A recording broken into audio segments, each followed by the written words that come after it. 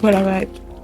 Je pose l'intention que ce message trouve les personnes qui en auront besoin au moment où ils en auront besoin.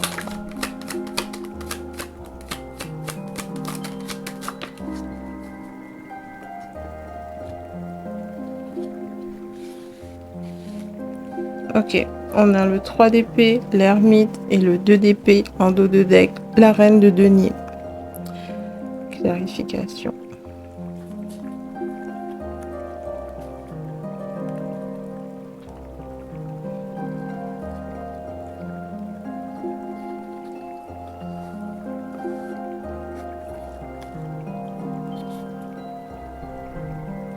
Une grande partie de l'humanité n'est ni digne de confiance, ni noble. Ça commence fort.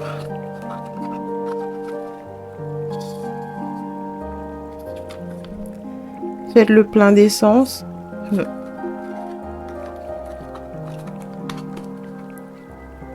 Et un dernier.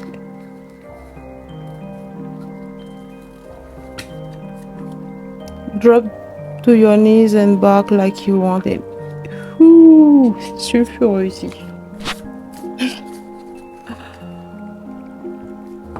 Alors ça dit, mets-toi à genoux et aboie comme si tu le voulais. Ok. Ok. Alors de quoi ça parle? Quelles sont les énergies? Message intemporel. Alors ok. Avec le 3 d'épée, ça parle d'une trahison. Ça parle d'une blessure émotionnelle, voire même physique pour certains. Il y a quelqu'un ici qui vous a fait mal et c'était volontaire, c'était intentionnel. Et c'est quelqu'un, évidemment, en qui vous avez confiance, que vous avez laissé vous approcher sans se méfier. Et c'est là qu'il a profité pour vous planter en plein cœur. Avec une grande partie de l'humanité n'est ni digne de confiance ni noble. Avec l'ermite, vous avez appris ici que tout le monde ne mérite pas le meilleur de vous. Tout le monde ne mérite pas d'avoir accès à votre énergie, d'avoir accès à votre vie privée, d'avoir accès à votre espace, ni à votre conscience. Parce qu'il y en a qui sont vraiment mal intentionnés, malveillants. Il y a de la malice. Ils adorent se déplacer avec l'intention de tromper, de décevoir, de blesser. C'est comme ça qu'ils retirent leur pouvoir. C'est en mettant le feu aux autres. C'est comme ça qu'ils se sentent puissants. Et vous devez faire la part des choses. Savoir faire la différence. Savoir lire entre les lignes. Décoder les signes que l'univers vous envoie. Parce que bien évidemment, c'est pas une punition. Depuis toujours, l'univers, il vous envoie des signes, il vous envoie des mises en garde, mais vous choisissez de les ignorer, vous choisissez d'ignorer votre intuition. Et cette leçon, elle était placée sur votre chemin uniquement pour vous éveiller à ça. Que vous n'êtes pas seul, que vous êtes constamment accompagné et qu'il y a constamment des signes, des synchronicités, des messages autour de vous. L'univers, il n'est pas bruyant, il n'est pas en train de crier sur tous les toits. Donc, forcément, son langage est plus subtil. Les messages sont un peu plus... on va pas dire que c'est pas évident, mais à vous d'être présent, à vous de les écouter, à vous de vous connecter à la source pour les obtenir, à vous de prier, de demander. À chaque fois que vous vous engagez dans une relation où... que vous laissez quelqu'un vous approcher, prier et demander si cette personne est faite pour vous, si elle est bien pour vous, dans le sens si à la longue elle va pas se retourner contre vous pour vous planter dans le dos ou s'avérer être un ennemi déguisé depuis le début. Et croyez-moi, l'univers va vous montrer, il va vous montrer. Et parfois quand c'est trop tard, et ben ça fait mal parce qu'on s'y attendait pas. Parce qu'on avait espoir que cette fois, c'était quelqu'un de bien, quelqu'un de digne de confiance, de digne de respect. avec faites le plein d'essence. C'est ça, c'est prenez du temps pour vous, du recul.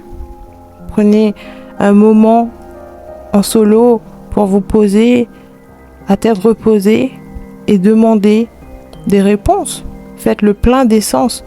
Ouais, et parfois les réponses, elles viennent par tous les canaux ouverts possibles, c'est-à-dire vos sens, vos 5 sens, et même votre 6e et 7e sens si vous en avez.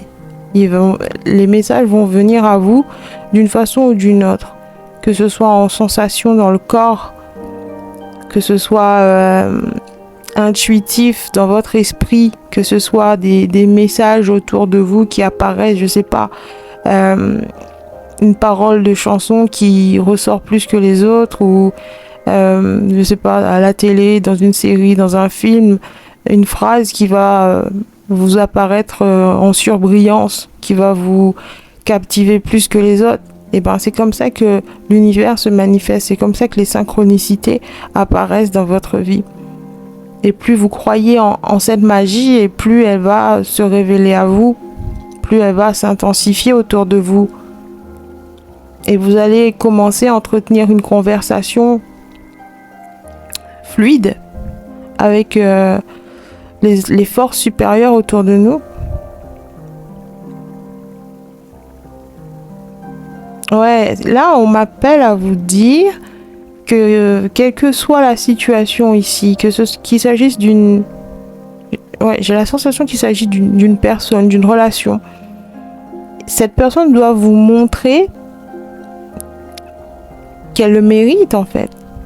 Qu'elle doit mériter votre confiance, qu'elle doit mériter d'avoir accès à vous, qu'elle doit faire ses preuves, qu'elle doit passer des tests s'il faut. Vous pouvez pas autoriser quelqu'un à entrer dans votre vie, à prendre ses aises, à s'installer, alors vous connaissez rien de lui ou d'elle. Vous connaissez pas vraiment ses intentions, vous êtes pas clair, c'est confus, vous voyez pas vraiment l'utilité. Et ben ouais, cette personne doit vraiment faire ses preuves. Drop to your knees and back like you want it. C'est vraiment, il doit montrer que son envie d'être dans votre vie, son envie d'être à vos côtés est motivée par quelque chose de bien plus noble, bien plus honorable. J'entends aussi le mot amende honorable. S'il s'agit de quelqu'un qui vous a blessé dans le passé, quelqu'un que vous avez déjà connu, avec qui vous avez déjà eu une histoire, et que cette personne aimerait revenir, aimerait se faire pardonner, et ben vous savez ce qu'on dit, un vase brisé, recollé n'est plus jamais étanche. Est-ce que cette personne est prête à faire le travail nécessaire pour vous aider à retrouver l'étanchéité de votre confiance pour lui, pour elle?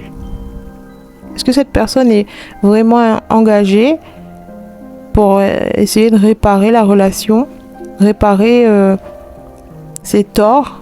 Est-ce que ses intentions derrière tout ça est vraiment... j'ai envie de dire, est-ce que cette personne a grandi depuis? Est-ce qu'elle a trouvé les réponses qu'elle cherchait? Est-ce qu'elle a trouvé les raisons pour lesquelles elle s'est sentie forcée, obligée d'aller aussi loin pour vous blesser? Qu'est-ce qu'elle a compris de tout ça? Pourquoi maintenant elle veut revenir? Est-ce que c'est purement motivé par ses propres intérêts? Est-ce que c'est dans son intérêt qu'elle revient? Ou est-ce que c'est dans le vôtre ou celui de vous deux en fait?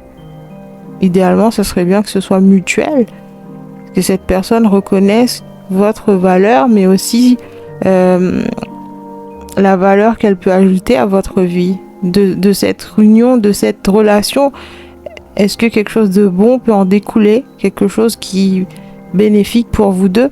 Ou alors c'est purement personnel, à pas du gain? Est-ce que c'est dans son propre intérêt qu'elle veut revenir?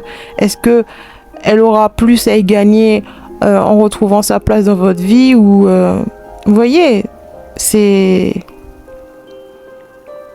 à vous de... Enfin, si ça vous intéresse, bien sûr, parce que vous êtes obligé de rien du tout. Si cette personne vous a blessé de façon irréversible et que vous n'avez plus rien à faire, vous en voulez plus, vous voulez plus en entendre parler, vous voulez juste refermer ce chapitre définitivement et vous en éloigner, et ben c'est votre choix, c'est libre à vous. Mais si une part de vous est encore attirée vers cette personne et que l'idée de rétablir la connexion avec cette personne, de renouer des liens, de réparer le lien vous intéresse toujours, qu'il y a une petite part de vous qui encore est dans l'attente que quelque chose se produise entre vous, alors oui, c'est possible aussi. Mais à vous d'évaluer les risques, à vous de définir les limites, d'y mettre un prix. Quel prix vous êtes prêt à payer pour essayer de réparer cette relation? Qu'est-ce que cette personne est prête à faire? Vous voyez, c'est pas à demi-mesure là. C'est vraiment c'est pas une mince affaire. Hein. C'est pas une relation qui toute fraîche, toute nouvelle, toute pimpante, remplie d'espoir et de bonnes intentions. Là, c'est vraiment quelque chose qui a été abîmé, qui a été volontairement saccagé par l'un des deux parties. Et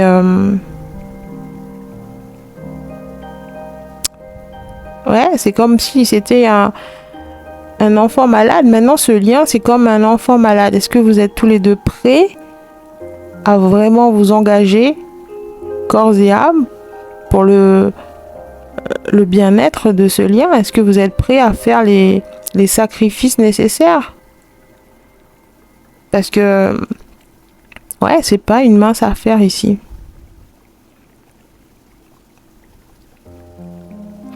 Je vais en remettre une pour voir si...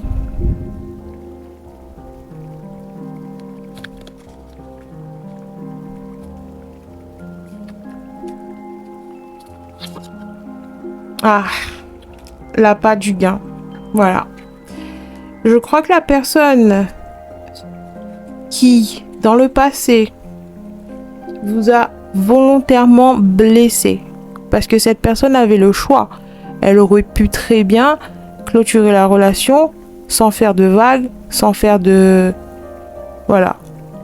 Mais elle a choisi de vous blesser, de vous faire du mal volontairement, de faire une action qui a causé obligatoirement la destruction de votre confiance, de votre amour, de votre estime. Bref, cette personne a vraiment abîmé. Et c'était son intention. Et maintenant, si elle veut revenir, eh ben, malheureusement, c'est pas parce qu'elle a compris que ses actions étaient à déplorer. C'est pas quelqu'un qui a pris conscience de ce qu'il a fait vraiment. Il n'est pas prêt à prendre ses responsabilités, il n'est pas prêt à changer. Il n'a pas tout compris, il n'a pas tout vécu comme vous, il n'a pas tout ressenti de la même manière que vous. Tout ce qui le motive ici, tout ce qui motive son envie de revenir vers vous, c'est l'appât du gain. Qu'est-ce que vous avez à lui offrir? Qu'est-ce que vous avez planté dans votre jardin qui peut bien bénéficier? Quel contact vous avez noué qui pourrait lui servir à la longue? Quelle somme d'argent vous avez à disposition? Quelles ressources vous avez à disposition? Ouais, c'est l'appât du gain qui motive cette personne ici. C'est pas l'amour, c'est pas l'amitié, c'est pas les regrets, c'est pas la culpabilité, c'est rien de tout ça. C'est même pas l'envie. Enfin, c'est pas la conscience, c'est pas sa conscience qui a envie d'être lavée ici. C'est vraiment dans le but de s'en mettre plein les poches, puisqu'ici on a la reine de denier. C'est quelque chose en rapport avec des bénéfices, des biens matériels, quelque chose de physique, de tangible. Ça peut même aussi vous parler de votre apparence physique, votre beauté physique. Peut-être que vous avez travaillé sur votre physique et que cette personne est remplie de désir pour vous et qu'elle a envie d'assouvir cette envie. Vous voyez ce que je veux dire? Cette personne a quelque chose à gagner ici. Et elle est prête à jouer celui ou celle qui s'aplatit comme une crêpe, qui est prêt à se mettre à genoux et aboyer comme un chien pour vous avoir. C'est quelqu'un qui veut donner l'illusion qu'il est prêt à se plier en quatre pour vous retrouver, qui est prêt à mettre son ego, sa fierté de côté, sa dignité, pour vous montrer à quel point il est impliqué. Mais tout ça, c'est une mascarade, c'est une mise en scène. Cette personne est juste prête à faire l'impossible pour avoir ce qu'il a envie. Et ce qu'il veut ici est vraiment frivole. C'est quelque chose de très... Bref, une fois qu'il aura obtenu ce qu'il veut, il n'aura aucun mal à recommencer. C'est-à-dire à vous planter dans le cœur, à vous abandonner, à vous trahir, à bitcher sur vous dans votre dos, à vendre tous vos secrets, toutes vos informations. Ouais, c'est ce genre de personne. Il y a vraiment une grande partie de l'humanité n'est ni digne de confiance ni noble. Voilà, il n'y a rien d'autre à rajouter. C'est de la mauvaise graine ici. Vous pouvez pas le sauver. C'est de la mauvaise graine. Je suis désolée de devoir vous la prendre, mais il faut bien que quelqu'un passe par là. Il faut bien que quelqu'un le fasse.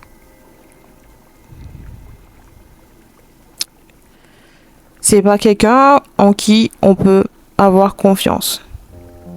C'est pas quelqu'un qui a suffisamment guéri, suffisamment mûri pour trouver de la valeur dans une relation sincère, honnête, fiable.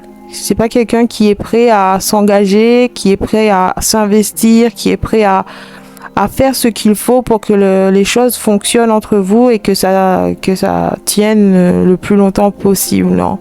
C'est quelqu'un qui est là juste pour sa poire. Dans le but de profiter, dans le but d'utiliser. Ici, vous êtes plus comme un outil dont il a besoin en ce moment pour combler un manque, un vide, l'aider à construire, bâtir quelque chose qui lui tient à cœur. Et une fois que vos services seront terminés, adieu, bye bye. J'ai d'autres chats à fouetter, j'ai d'autres gens à impressionner, d'autres personnes Ouais, c'est quelqu'un qui est très porté sur l'attention. Il recherche l'attention. Il recherche ce que les autres peuvent faire pour lui. C'est une relation de troc ici. Genre, qu'est-ce que tu peux faire pour moi? À quoi tu peux bien me servir? Parce que si c'est à rien, je vois pas pourquoi je vais perdre mon temps avec toi, pourquoi je vais te donner le meilleur de moi-même. Vous voyez, cette personne n'a jamais atteint ce stade de l'évolution où les relations, c'est autre chose que des gains. Ouais. Et ici, vous êtes amené à rester complètement fermé de marbre, stoïque, comme une statue de l'île de Pâques, là. Cette personne ne mérite ni une explication, ni une justification, ni rien. Même pas un nom, même pas d'entendre le son de votre voix ici. Il mérite même pas non.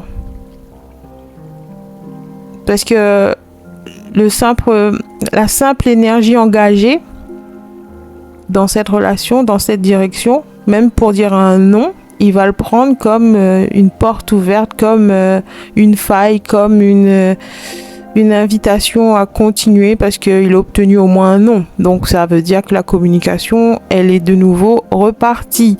Que voilà, il y a encore quelque chose à faire puisque vous lui accordez encore la parole, vous lui accordez encore une seconde pour lui dire au moins non. Vous voyez, c'est le genre de personne qui refuse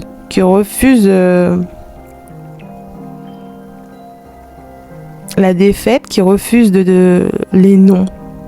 Non, il veut pas. C'est dingue. Ouais, c'est quelqu'un qui refuse d'entendre un non. Il pense avoir le pouvoir de le transformer en lui. C'est quelqu'un qui veut transformer l'essai ici. Il est prêt à tout. C'est comme un jeu. Il refuse d'abandonner la partie tant qu'il n'a pas obtenu ce qu'il veut, tant qu'il n'a pas fait tout ce qui était en son pouvoir.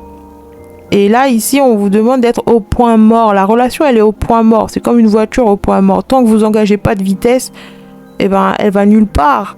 Ben là, c'est pareil. La relation, elle doit rester comme elle est parce que cette personne n'a pas d'intention noble à votre égard. C'est quelqu'un qui est là juste pour se faire plaisir, en fait.